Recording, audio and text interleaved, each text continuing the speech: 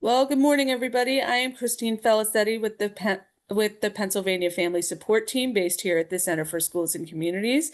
I will be your moderator for today, and it's my pleasure to welcome you to today's webinar session, Creating Hope and Building Protective Factors. Our presenter today is Rigel Kraft. Rigel serves as a family support managing coordinator at the Center for Schools and Communities, providing implementation support for Children's Trust Fund grantees and parents as teachers affiliates. Rigel develops and delivers professional development in strengths-based family support practices and is certified instructor for bringing the protective factors framework in your work, the Be Strong Parent Cafe model, and the Healthy Outcomes from Positive Experiences HOPE framework. Rigel holds a bachelor's degree in philosophy from Mansfield University, a master's in social justice from the School for International Training, and a master's degree in nonprofit management from Eastern University, and is a graduate of the Pennsylvania Educational Policy Fellowship Program. And Rigel lives in York, PA. It's my pleasure to welcome Rigel this morning.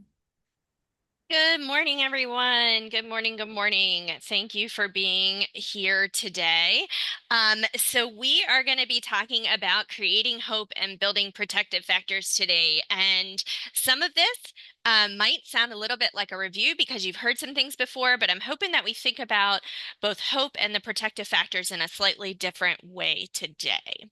So before we get started, I do want to acknowledge that the Healthy Outcomes from Positive Experiences work is sponsored by and done by Tufts Medical Center, the National Hope Resource Center, with support from the donors that you see on the screen. So today, what I'm hoping that we can do is spend some time making some connections between the HOPE framework, healthy outcomes from positive experiences, and the Strengthening Families Protective Factors framework that many of you are familiar with already. So let's dive right in. We're going to cruise through some of the HOPE research and some of the background information on HOPE this morning. Um, so, we will take some time, if you're not familiar with that framework, to make sure that you are comfortable with both frameworks. So I do want to get started with some HOPE information. Okay, so, all right. So why hope exists. So the healthy outcomes from positive experiences work is built on the recent explosion in strengths-based approaches like the Strengthening Families Protective Factors framework, and using a growing body of knowledge to better understand and support child health and development. We know that positive childhood experiences drive healthy development and mitigate the long-term effects of ACEs and adverse childhood experiences. The vision of this work is a world that recognizes, honors, and fosters positive experiences because they are fundamental to people's health and well-being. So by taking the time to learn about hope today, you're really becoming a part of a bigger movement. Okay, so what we're talking about with the HOPE framework is rooted in a core assumption from the science of the positive, if you've ever heard about that. Some of this work is from Jeff Linkenbach at the Montana Institute. And the positive exists, it's real, and it's worth growing. That it's important to recognize positive experiences because they do have a real impact on children. So this is what we know from the science of the positive. We know that positive experiences promote children's health and well-being. We know that positive experiences in childhood help them to form strong relationships and connections. It helps them to positive experiences help to cultivate a positive self-image and self-worth. That positive experiences in child help to provide a sense of belonging for that child. And it helps them to build skills that promote resilience. Despite knowing these things, many systems still focus on the negative. They focus on solely on the bad things and the negative things and adverse childhood experiences without recognizing the impact that positive childhood experiences can have on children. Now, we're not saying that it's not important to address problems and deficits because that is very important, but it would be a mistake to overlook the positive experiences that prevent, mitigate, and support healing in children. So, what HOPE asks us to do is shift the narrative. It shifts the narrative so that people are defined by their strengths as well as the challenges that they face. So, how many of you in here have heard us talk about strengthening families in this same way? Go ahead and put an emoji in the chat, or you can do a thumbs up. Let's see. How many of you have heard? Yeah, I'm seeing some hearts, some thumbs up. All right. Yeah, I got some. Okay. Many of you have heard us think about this with the strengthening families protective factors. So hope shifts this narrative, and it provides equal attention to the positive because it helps us when we're giving equal attention to the positive. It allows us as folks that are working with families to provide unbiased, empathetic care, keep our actions free from unfair blame or judgment, and helps families and communities use their strengths to increase well-being.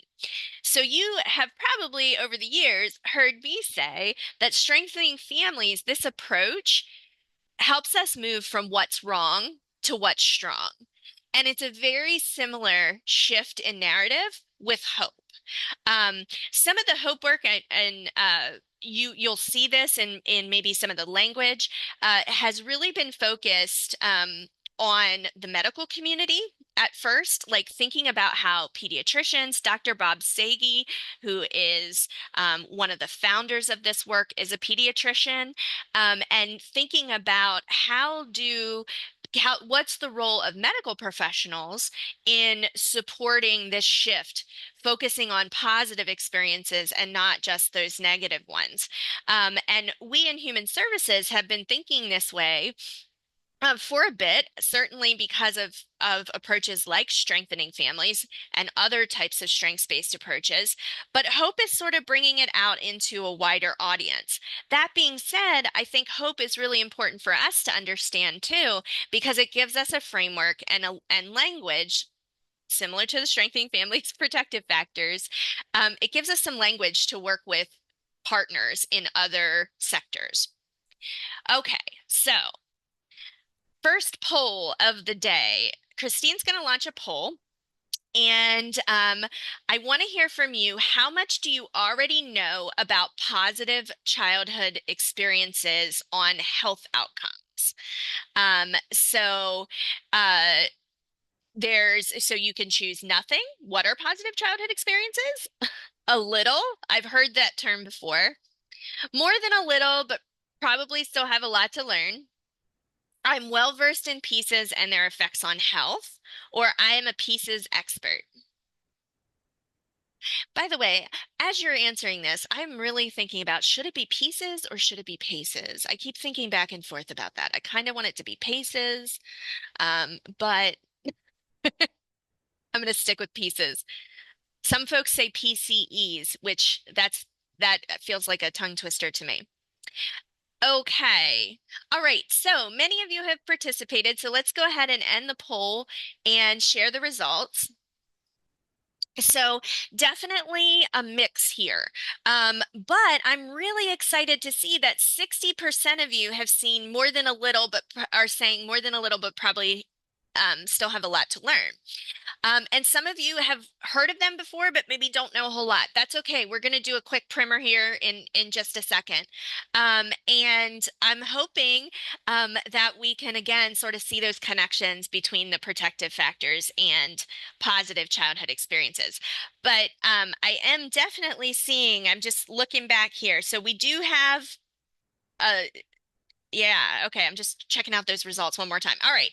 So let's stop sharing those results and move on to the next slide. So, how did we get to this pieces stuff? These positive childhood experiences. Okay. Well, there's some science and some research behind this. So, this new science shows how positive experiences can affect health. And again, the positive of the science of the positive that Jeff Linkenbach was talking about really helps to study how positive factors impact culture and experiences and how these positive experiences happen in communities. So in 2015, in collaboration, several folks got together, including doctors Peter Pecora, Jennifer Jones, Bart Klicka, Jeff Linkenbach, and Dr. Robert Sagi at the Hope National Resource Center, wanted to better understand how positive childhood experiences were correlated with adult health. So they decided that they were going to ask some questions as a part of the Behavioral Risk Factor Surveillance System survey. So some of you may have heard of it's called the BRFIS. Some of you may have heard of the BRFIS, but it is a telephone survey. It is conducted in all 50 states, and it collects data from residents regarding their health-related risk behaviors or chronic health conditions. So what they did is in Wisconsin, okay, so this isn't necessarily happening in every state, and we're talking about the first time they did it. So they did it in Wisconsin first, and they looked at, they asked some questions about positive childhood experiences. They asked some questions about adverse childhood experiences, and then they took a look at the results. So they were looking at 6,188 surveys that were conducted in Wisconsin. And they asked questions about positive childhood experiences like how often did you as a child have did you feel able to talk to your family about feelings? They asked, when did you have at least two non-parent adults who took a genuine interest in you? Did you feel safe and protected by an adult in your home? There were 7 questions. I just read 3, but the other ones include being able to talk to their family about feelings, felt that their family stood by them during difficult times, enjoyed participating in community traditions, felt a sense of belonging in high school, felt supported by friends, and I already read the other 2. Okay. So the answers were scaled. So individuals could respond never, sometimes, almost always, or always. And what they did is they took those answers and they scored them. So if would have 1 point if your response to a question was almost always or always. So your total score could be 7 because there were 7 questions. So what they found was pretty awesome. And really interesting. So positive childhood experiences, they found those to be protective of future adult mental health in a dose-dependent way. So what does that mean? The more positive childhood experiences you had that you could recall in childhood, the more likely you were to have and report good mental health in adulthood. Okay, so for example, you can see the difference on the slide here. So if you could only recall 0 to 2 positive childhood experiences, you only had a score of 0 to 2, about 51% of folks felt that they had pretty good mental health in adulthood. But if you look over here at 6 to 7, that if you could recall 6 to 7, then 87% of respondents would say that they had good mental health. So definitely a very interesting finding here. Okay, so the study of this correlation between positive childhood experiences and adult health outcomes didn't stop with this survey. In fact, there were additional surveys done. They added those same positive childhood experience questions to additional birth studies in other states, including California, including Tennessee, Montana. And then there were also other studies that looked at positive childhood experiences and how they would be correlated. So you can see here's some of the information that they've learned over the years. And this research spans from 2015 all the way to 2024. So you can see that um, if someone could recall a higher number of positive childhood experiences, that correlated with higher household income, higher educational attainment. If they could recall a higher number of positive childhood experiences, they were more likely to be employed. They had less cigarette smoking or alcohol consumption, lower lifetime odds of illicit drug use, lower rates of depression, better overall health, and even lower rates of heart disease. And there are studies that are going on right now, longitudinal studies that are looking at how these positive childhood experiences are correlated with these outcomes. Now, at this point, they're really looking at those correlations, but there's also studies that are looking to see what's the mechanism, like what's the brain mechanism, for example, that is supporting these positive outcomes. And we're not going to dive into that research today, but there is research ongoing out there. So basically, over the years, they have found that positive childhood experiences are absolutely having a protective and a protective impact on adult health outcomes. And you can see also in these research results, you can see lots of social determinants of health here, right? So not even just the personal like health, physical and mental health, but also things like household income, employment, things like that. So a lot of really interesting research coming out. So I want to take a minute to just go back because we can't really talk about positive childhood experiences without adverse childhood experiences, right? So Christine's going to launch a poll, and I'm wondering now, what, how much do you know, or what do you know? Have you heard of adverse childhood experiences? How much do you already know about the adverse childhood experiences? So again, very similar poll, nothing. What are ACEs, right? Uh, a little, I've heard the term before. More than a little, but probably still have a lot to learn. I'm well versed in ACEs and their effects on mental health. I'm an ACEs expert. All right, so we're going to give you a second to answer. And remember, ACEs, adverse childhood experiences. Give another second here. All right. Looks like most people have responded, so we'll go ahead and share the results. Okay, so this is interesting. So now, one of the things I'm noticing as I'm doing more of this positive childhood experiences work is that this is shifting a little bit, right? So when I first started talking about positive childhood experiences to various groups, almost always this was like such a stark difference that many more people had heard of adverse childhood experiences than they had heard of positive childhood experiences. But what I'm seeing over time is it is shifting, but you can still see that the numbers are higher for C, D, and E for adverse childhood experiences than they were for positive childhood experiences.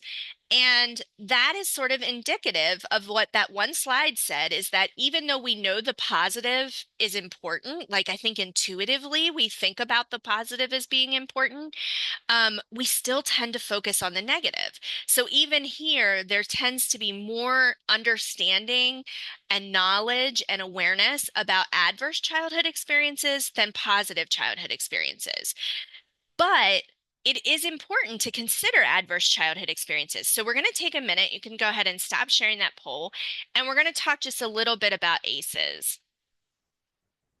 So, so similarly to the 2015 positive childhood experience study, the original adverse childhood experiences study that was done by Vincent Felitti and colleagues was in 1998.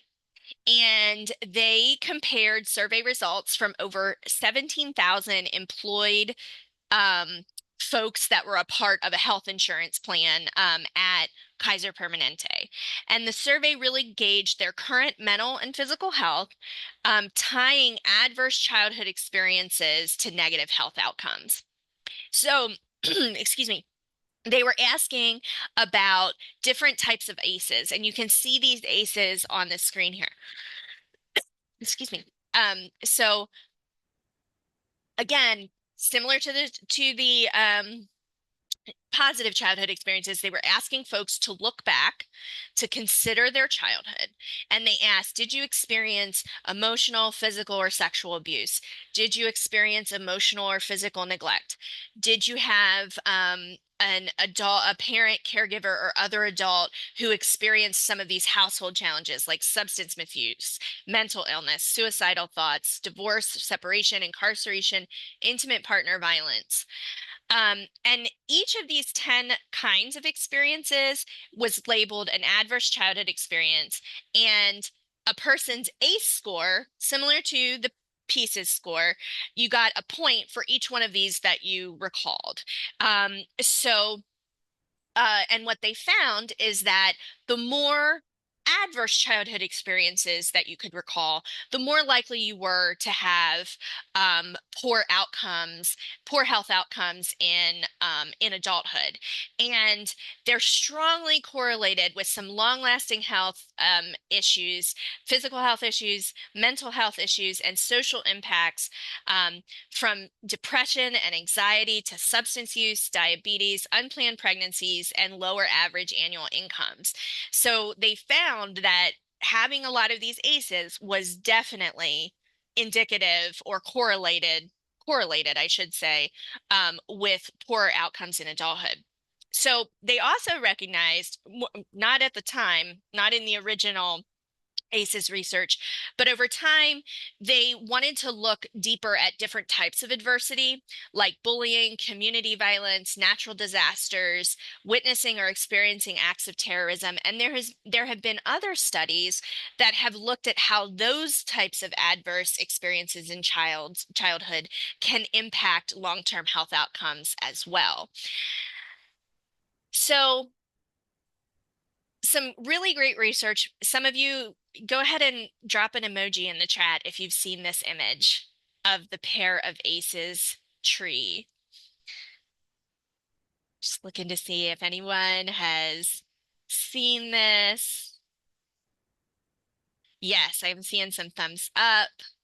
Yeah, so a lot of people have probably seen this, and this is a really interesting and important image because this work is actually based off of Dr. Wendy Ellis and Dr. Bill Dietz at George Washington University.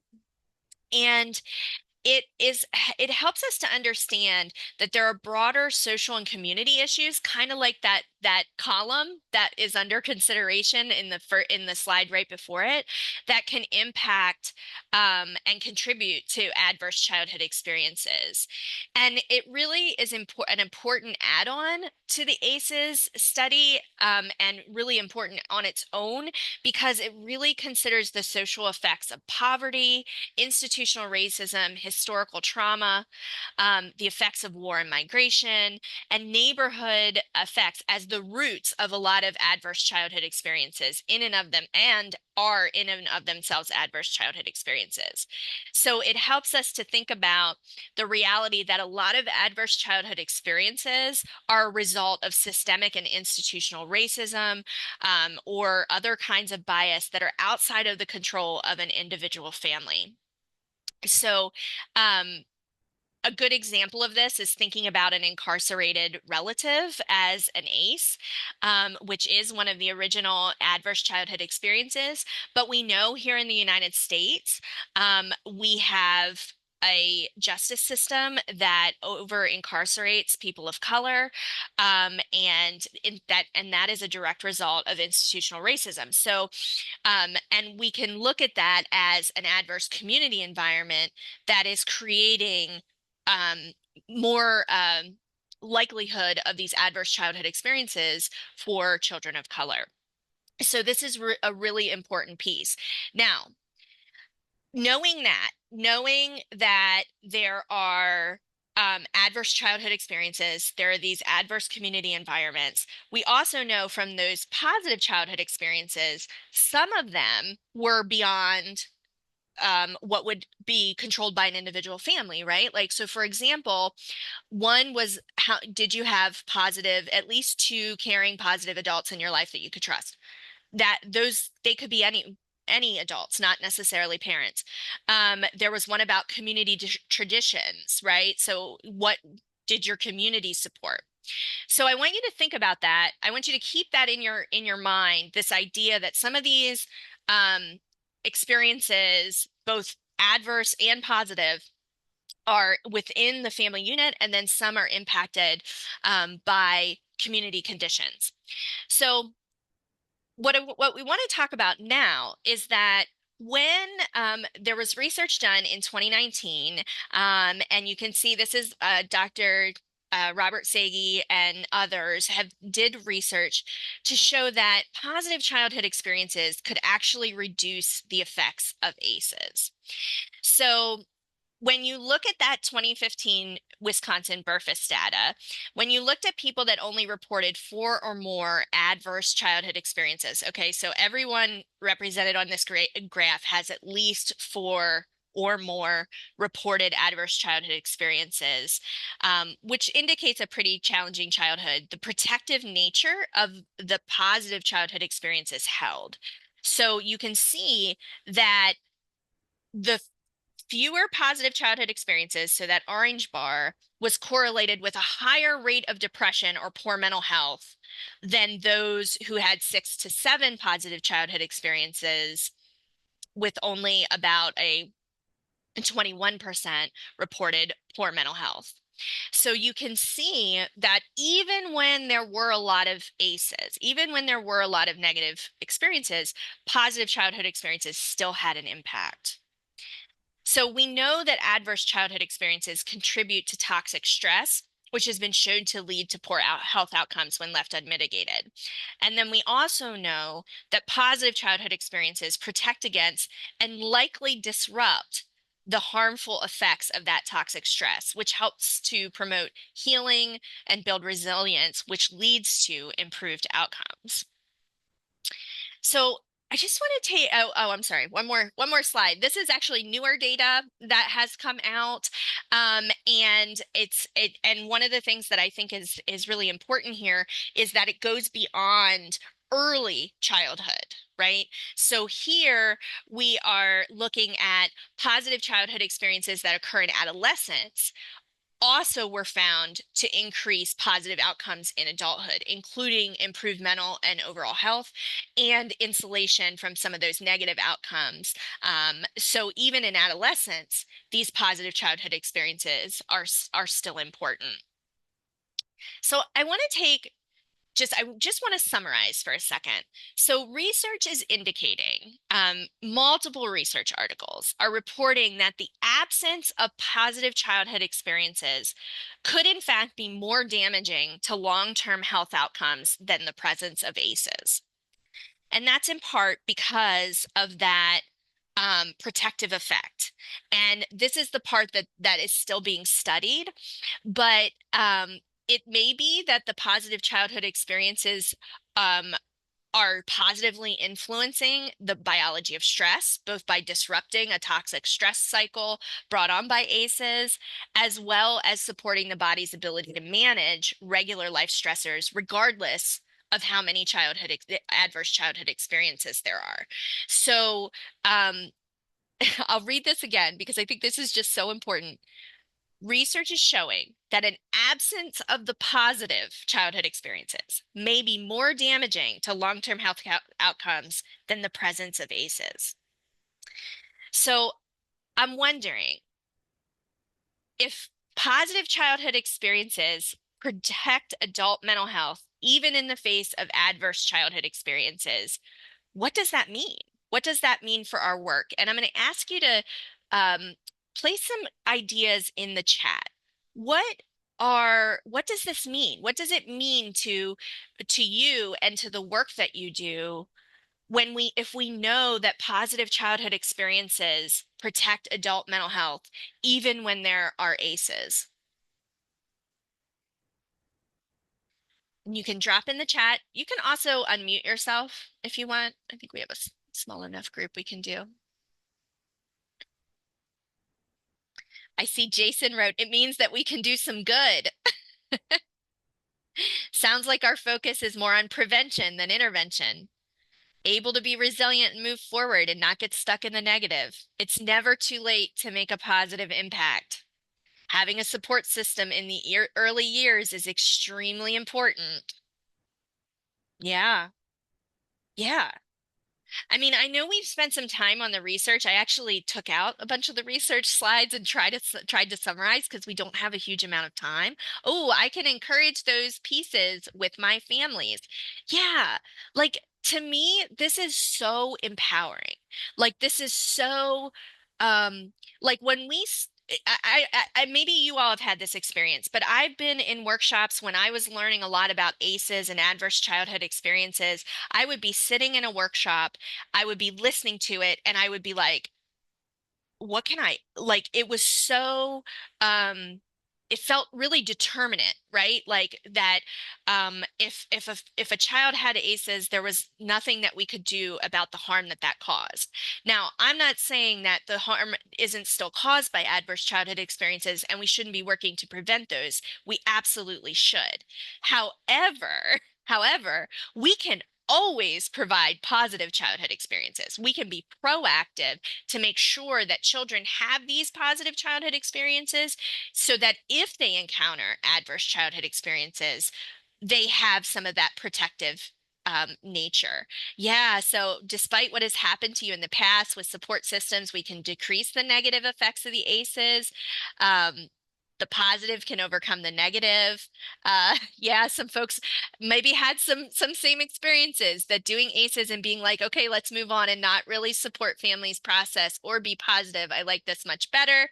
And you're not just ripping off a band-aid of trauma and moving on. Yeah, absolutely. And we're going to talk, that's what we're going to talk about next, right? So like, okay, here's what we know. We know that positive childhood experiences are important. So how do we know what, right? Okay.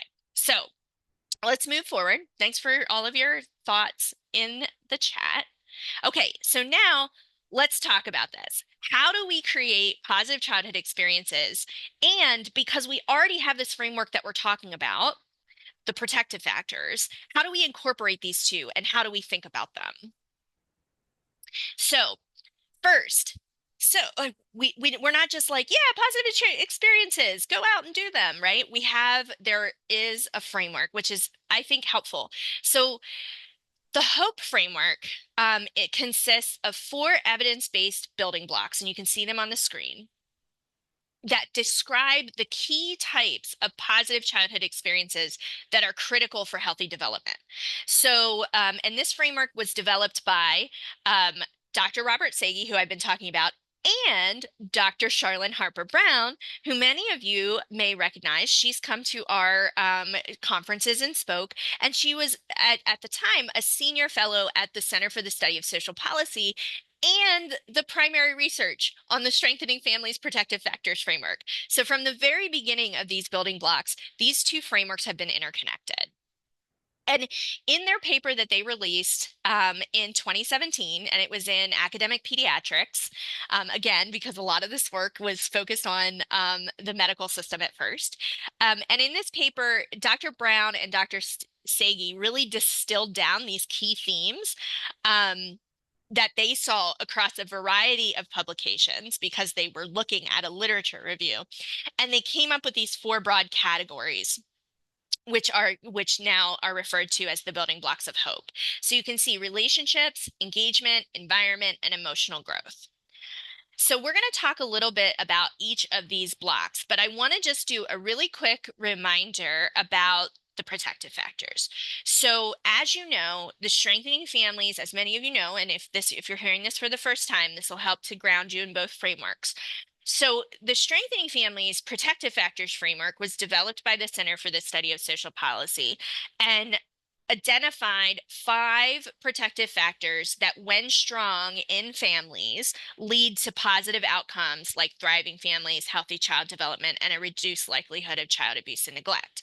So the 5 protective factors that bubbled up from the research, talking to parents, talking to professionals that work with families, are concrete support, meaning the ability to access specific services, that there's equitable access in communities to both specialized and more broad supports like housing and clothing and food, and more specialized things like early intervention or behavioral health, those kinds of things. Knowledge of parenting and child development, which is the idea that when you have an idea of what's going on with your child developmentally and you have some parenting skills in your back pocket, that supports you in creating an environment where your child can thrive.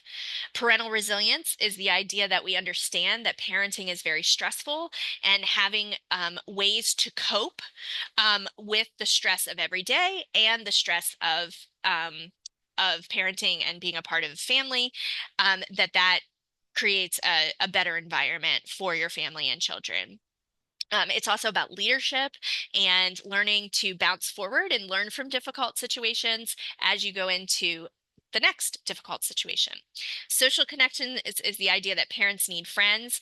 It's also about what are the spaces, how do we create communities that support families building connections with others. And social and emotional competence of children, which is the idea that we as the adults support children to build social and emotional competence, and how we interact with children helps them to build those skills. So that was a very, very, very quick strengthening families protective factors.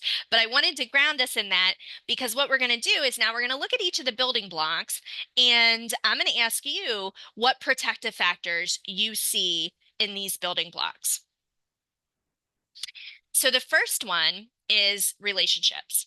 So this building block is defined as stable, nurturing relationships with other children and adults through interpersonal activities. Okay, so one of the things about the building blocks is they're focused on positive childhood experiences. And we saw through some of the research that it's important for adolescents as well.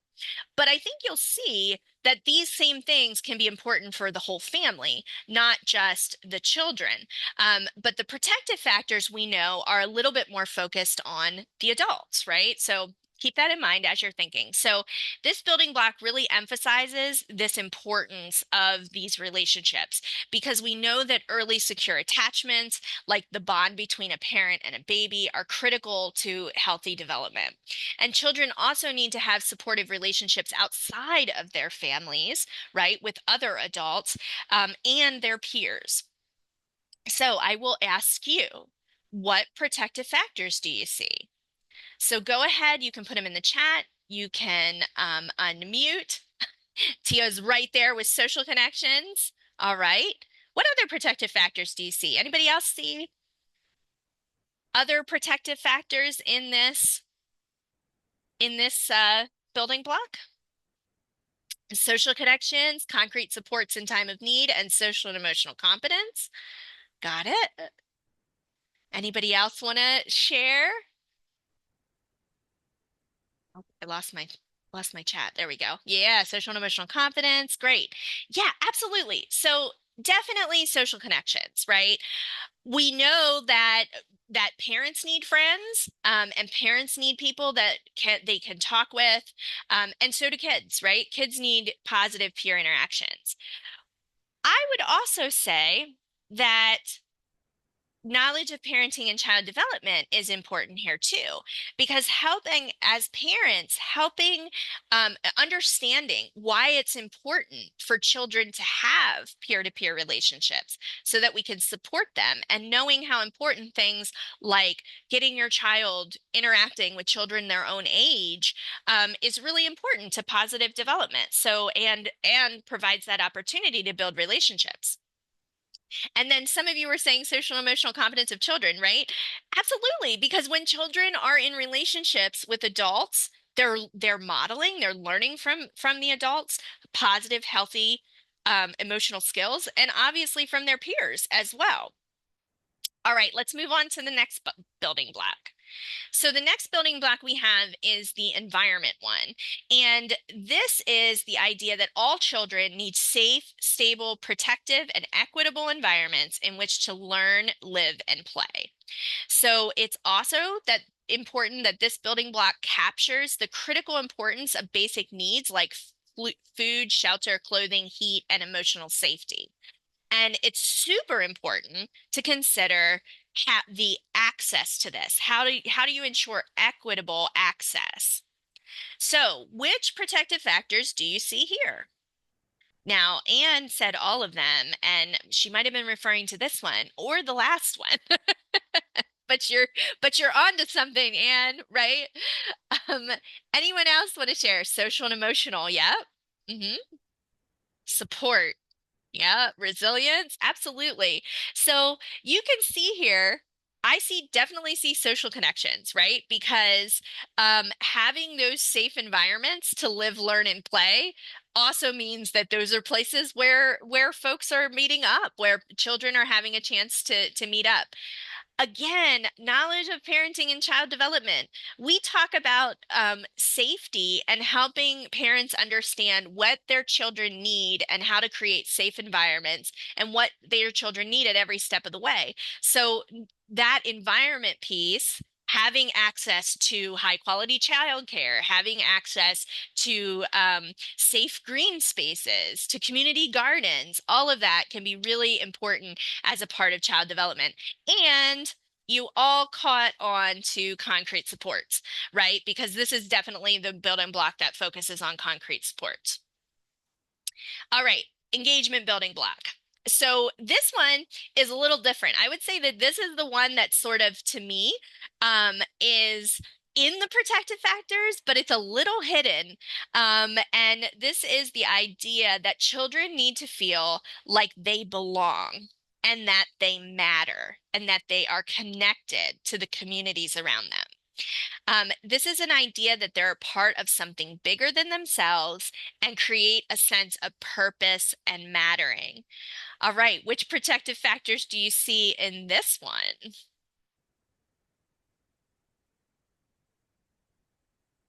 Sorry, y'all, I keep losing my chat. All right, social and emotional, social connections. Yeah. Well, absolutely. I think you're right. You got a lot of social connections in there. Yeah, absolutely. So I would also argue parental resilience, right? So part of parental resilience is feeling like you can contribute to and make a difference in your community, right? Because that helps to build resilience. When you can see that you have an impact, like we often think about it as like when you feel confident in your parenting, that comes from your resilience. Well, feeling confident in your community and that you can make a difference in your community comes from resilience as well. Now, definitely social connections here. In fact, some of you have probably been in protective factors trainings with me when we talk about the different types of social connections.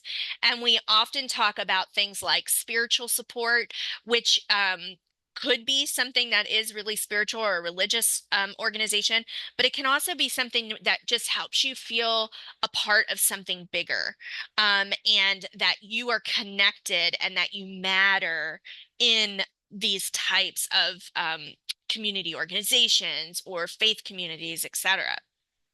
And then also concrete supports, right? Um, having access to these spaces and learning how to advocate.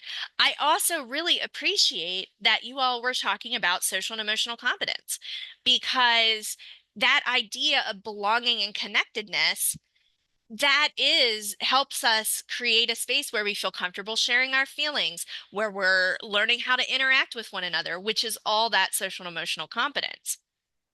All right, wonderful. Last one. Now, this one is probably pretty obvious, right? Which protective factors are here.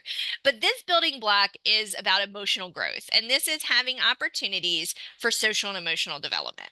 So children need to develop social and emotional competencies, which will allow them to constructively navigate adversity and challenges. And this might happen with unstructured playtime with peers. It happens through interactions with adults. And it definitely, when those adults especially, can help them to model appropriate interactions. So I'm sure you all are realizing that this is social and emotional competence, right? But I also would argue that there's a piece of parental resilience in here too, because part of social and emotional competence is being able to manage and regulate your feelings and emotions, which is really tied to being able to cope with stressors. And that's a huge part of our resilience. How do we learn how to cope with stresses and then apply that learning in the future? Also, emotional growth doesn't happen internally on your own. It happens because of the connections you have with other folks. So having children have access to their peers and to other adults, adults having access to other adults to be able to talk, are really important for emotional growth. And then, of course, obviously, social and emotional competence of children is an important piece of this building block as well. So before we move on, because I want to ask you a question, I just want to go over a couple of more points about this integration of these two frameworks. So we really scooted through things today, but I think there are opportunities to explore all of these ideas in a deeper way. So one of the things that we talk about with strengthening families' protective factors, but also with hope, is that this is really a multi-generational approach. Like, we talk about the fact that protective factors are important in families, but the reason why they're important to the adults in the families is because when the adults have the protective factors, they can create environments where children thrive, right? Hope. These building blocks are super important to children, but children don't grow up on their own or in programs, right? They grow up in families that interact in communities. So how our community and how the adults are creating those building blocks is what ultimately has good outcomes for children. So this is a multi-generational approach. Both of them are. Also, one of the things that Hope really stresses is that it's not a manualized program. And you have heard that from us, that strengthening families is an approach, not a curriculum, right? And similarly, Hope is a framework, a lens that you might use to consider your work, just like strengthening families is a lens where you can consider your work. Now, interestingly, I think both of them have the opportunity to really get concrete, because what we know is that when these approaches are integrated into everyday interactions and intentional organization shifts, that's where the magic happens, right? So you might think about, how do you incorporate this idea of hope, focusing on strengths rather than weaknesses, into your everyday interactions with families? But you might also be considering, what kind of intentional organization shifts would we have to do? One of the really great places that I think Hope has been has a lot of research, and you'll be able to see some resources here in a second, is with assessments and evaluations. So many of our assessments and evaluations are deficit based. They're focused on what's going wrong and not necessarily on what strengths there are in a family or a child. So that might be a place where there could be an intentional organization shift. So we're going to wrap up here in just a second, and I want to ask you a question. How do you think you could integrate these building blocks into your work? We know that these building blocks, and you can go ahead and share that in the chat. What did you hear today that you might want to integrate into your work? And while you're typing those in the chat, I am just going to share just a couple of more thoughts. Um, so, these building blocks really are describing those key types of positive childhood experiences that are critical for positive development.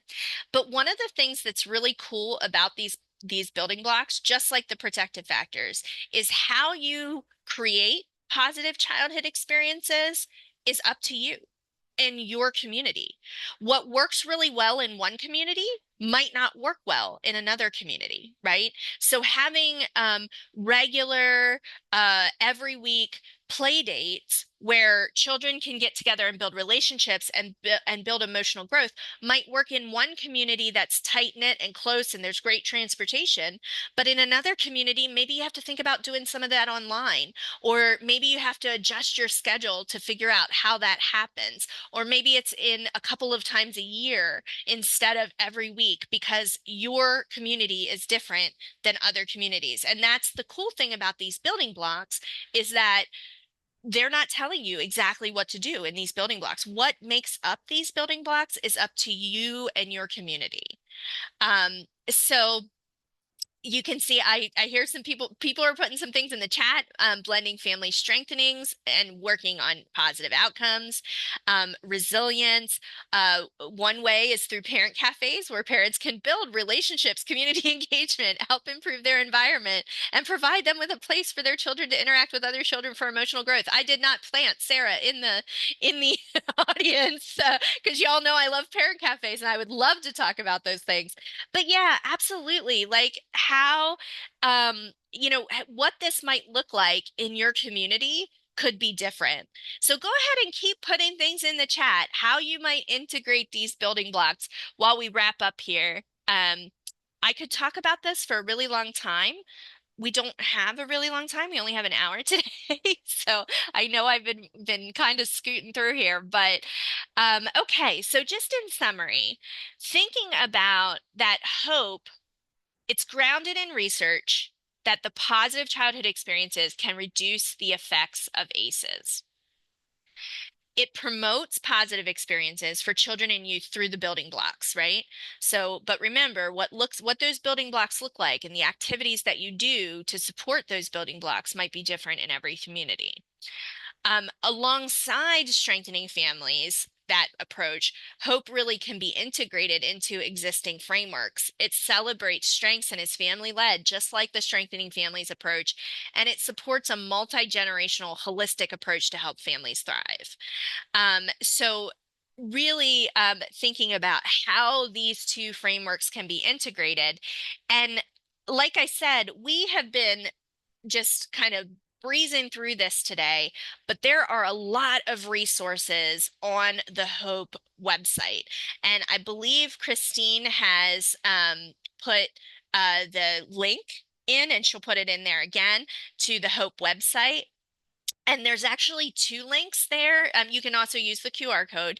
The QR code goes directly to the positive experiences, the whole website. And then that second link that Christine put in is actually looking at strengthening families and hope together. So you can, and there's a parent facing resource in there that helps parents to think about how hope and strengthening families are connected. There's a systems based one, and there's also even a toolkit for or brief for supervisors to think about how they can incorporate hope and strengthening families into their supervision. All right, there are some great answers. I hope you all are scrolling through the chat to look at some of these blocks, these building blocks, how folks are going to integrate this into their work. Also, I'm going to put up this evaluation link. So this QR code is going to go to a different evaluation than you're used to seeing. from our webinars because it is an evaluation that goes to the Hope Resource Center. I'm one of the certified instructors for the HOPE framework, and this goes directly to them because they're collecting information about how people are receiving this information and what they're learning. So I will say, if you can't use this QR code, Christine's going to put a link in the chat, and this link to this survey will be sent out with the uh, email that comes out acknowledging your, or with the email that comes out right after this with the evaluation. All right. And now I am going to end with this quote from I think, one of the most amazing humans that has ever walked this earth, Archbishop Desmond Tutu. And he said, "Hope is being able to see that there is light despite all the darkness." And I think that this hope work, helps us to think about the light, the positive, the how, despite difficult things, that families and children can be supported, and that it's our role to create those moments of light in the darkness alongside of families. Families are creating them, we're creating them, we're supporting those opportunities to build those positive childhood experiences. So I know I did not leave any time for questions, which I'm just realizing now. I will make sure my information is in the chat if you have any questions, and I'm going to turn it back over to Christine to close out our webinar. Thank you, Rachel. And thank you everyone for joining us today. When you've received the electronic evaluation, well, I had placed the electronic evaluation in the chat. But Rachel, that should be coming in email as well. Sorry, I'm shaking my head. Yes, it will. Okay. Okay. And please take a couple of minutes to complete that, as it is our feedback that helps us offer professional development of the highest quality. Registration information for next month's webinar will be emailed soon. And thank you again for joining us today. And this concludes today's webinar. Have a good day, everyone.